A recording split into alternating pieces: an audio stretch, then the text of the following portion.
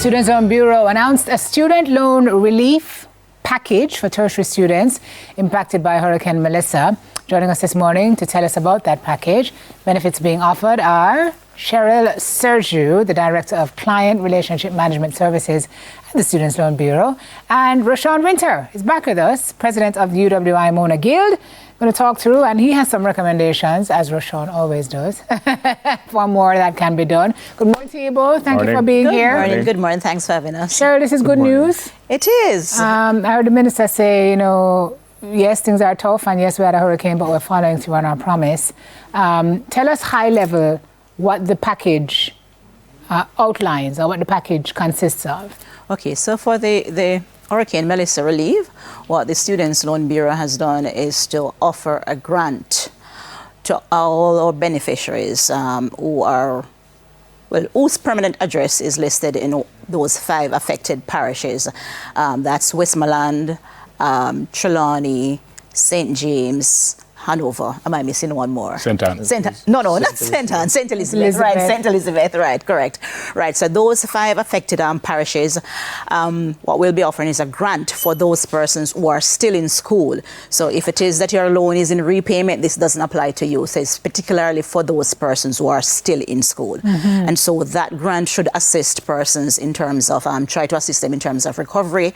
You may have some persons who are attending university in Kingston because they reside in those parishes. However, they're attending universities all over, and so their parents, relatives may not be able to spend that money or have that money available in terms of assisting them for, say, for example, living accommodations or their day-to-day expenses. You said still in school? Yes, still in school. But they would have had a loan? Yes, they would have had a loan. So can they put that 60,000 towards Of course, the loan? certainly. They can put it towards the loan, but I'm thinking that if it is that their family members are focusing on rebuilding their homes and they don't have sufficient funds, then they could use that in terms of taking care of their expenses in terms of food, that kind of thing. But if it is that they so choose to do that in terms of putting that towards the loan, that would be great, because what will happen is that that payment will go towards reducing the principal balance. And so it will reduce their debt costs in terms of their interest cost. Okay. There's a broader reset program though, right? Where there are other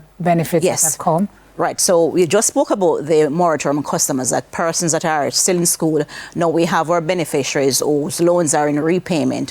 What we have done, we will be offering them a deferment of 3 months in terms of their loan repayment. So therefore, they are not required to make any payments during the months of November, December, and January. If it is that they so choose to do, fine, but they're not required to make those payments for those 3 months.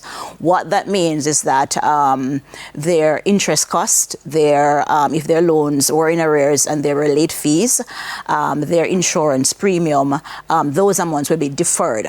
And so what will happen, we will extend the loan tenure by an additional 3 months. Okay. Right. Yeah. Okay. Rashawn, sounds good, but I mean, for one, I would urge the Bureau to consider, constant monitoring and evaluation. And the reason for this is because it's highly unlikely that we will be able to adequately recover or rebuild within the 3 months. For one point, November is already beyond us. So we have 2 months to go. So this is well received by students, yes, but we're urging, number one, that there's constant evaluation. So if there is a customer or two that would need an additional extension, that can be facilitated. There are other things that we'd look at. For example, the students who are not from the listed parishes, but who might just be just outside the border, a couple minutes away, the Bureau has said that they're willing to support them on a case-by-case basis.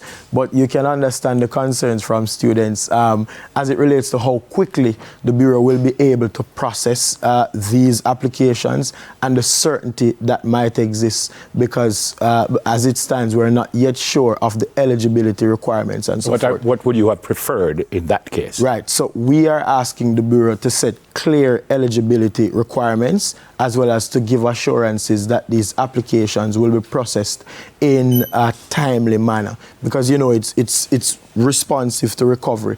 And so while everybody else will be able to access within that 3 month or so forth, we wouldn't want the students who just live outside the border to have to wait for an extended period. Okay, let me just add that It's not a matter of an application. It's automatically will be applied to these customers' accounts based on their permanent addresses that were provided to us at the loan application stage. And Rashawn, yes, we do take into consideration that you may have persons, customers who live outside of or whose permanent address is outside of these parishes, and so we will be dealing with those cases on a case-by-case basis. So even though we have earmarked some funds and say, okay, yes, we will focus on those persons in the badly affected parishes, we will accommodate and assist persons who have demonstrated that they have been negatively impacted and it's impacting their studies at school. And so we will look at those in a case-by-case basis. So yes, we do take into consideration those persons who may have been affected and have challenges in terms of taking care of their day-to-day expenses in school. Yeah. Persons outside of those 5 affected, badly affected parishes, yes. You're also looking at the tailoring of assistance, accessibility of assistance? Yes, of course. So what we recognize is that a number of our students, they're still unreachable. Even being the UMONA Guild president, we, on a weekly basis, we go to Western Jamaica, we're still getting in contact with a lot of our students. Really? Internet connectivity is an issue. Most of the roads are just about being cleared now and so forth. So what we would suggest is that there is close partnership. There certainly needs to be a multi-agency approach. We see the Ministry of Labour and Social Security already doing door-to-doors. So it would be good to have that kind of information sharing. When you ask about people's roofs, you find out if there is a tertiary student there who uses student loan, that information can be shared with the Bureau.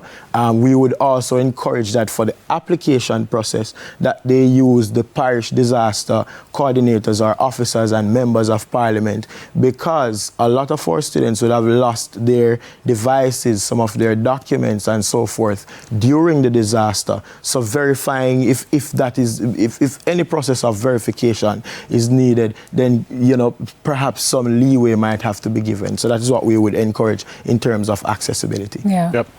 I know you know who you're dealing with, the amount of people you're dealing with. Is there a ceiling that you guys will spend? Is it a 5 million? No, or 10 we haven't million? determined a ceiling. Once persons reside, their permanent addresses are in that area, it's automatic that we will... you have an idea how many? I wouldn't want to say, I think, because I didn't have that data often, but overall, let me tell you, we normally receive approximately over 3,000 plus applications per annum.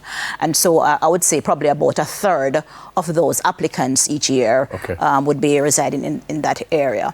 But I just want to add, Rashawn, that we have actually partnered with Bethlehem Moravian College in that side of the island, and so we have actually gone down there and we have actually dispatched some care packages, and so we're going to partner with them in terms of, I know there's internet access issue, so persons won't be able to go online and check whether or not they've received the payment, and so we'll be partnering with the universities in that area to get go through to as much persons as we possibly can. Rashawn is also big on collaboration. Yes, you're looking of course. for interagency, inter-parish disaster committee, tell me what you see that looking like for the benefit of the students here. I mean, so already we have, as I said, representatives from the ministry. They're doing door-to-door. Most of them are checking with residents, finding out about their housing situation and so forth. They're logging information. This information sharing would ensure that that the Bureau is able to know, John Brown lives in Petersville, Westmoreland. He is in a household of 5. He is a University of the West Indies student. For example, now if there needs to be some process of verification, parish disaster officers are there and who could more quickly get to the location and so forth. There are members of Parliament on the ground and so forth. So it's just to make it a little bit more easier. Yeah. Cheryl, student loans, we were currently 35,360 loans, in which 11,634 are delinquent. I know what the word means, but in this case, what delinquent mean? Right, it means that they have not made a payment for 90 days or more. So that's 3 months they would have missed a loan repayment. Those people are eligible for this? No, those persons aren't eligible, but we have something. Even if they're from those? Even if they're from those, but we have something, a package for those persons whose loans are in repayment. We have the SLB debt reset going on right now, where we'll be offering waivers of 100% of interest, 50% of interest in arrears, 100% of late fees, and 100% of the insurance premiums in arrears. Yep. I also notice here that it says 14,836 are in moratorium. Right. Again, I know what the word means, but what does that mean? So the moratorium is for persons who are still in school, and so they, once they apply for what we call the targeted loan product, they are not required to make payments while in school. So those categories of students are in what we call the moratorium stage. Repayment normally begins September of the following year after normal graduation, and so those customers' loans enter repayment the September of the following year. And so those are the persons that we are targeting now to assist with in terms of the 100% of waiver of the late fees in arrears, interest, 50% of interest, and also insurance, 50%, 100% of the insurance in arrears. Good work. So that's a good start for customers in terms of getting them to reset and then start on a new page. Right. Good work. Right. But work with Marshall Sean, because I have some ideas. He does, always. Yes, we always collaborate with the Guild, and so also with the institutions in terms of the universities, just to get through and understand what our beneficiaries are actually experiencing. And so we are here for them, and we care, especially now. And I know it's really affecting persons, whether they are still in school or whether their loans are in repayment. Happy holidays to you both. Thank you. Thank you. Director of Client Relationship Management Services at the Students' Loan Bureau, Cheryl Sergio, and President of the UA Mona Guild, and soon to be the big-time politician. I'm telling you. Rashawn Winter. Don't. Rashawn, go. Wow. Coming up, can one separate the art from the artiste? Talk that through. For most Rashawn business, we soon come. Stop it. You'll never tell you.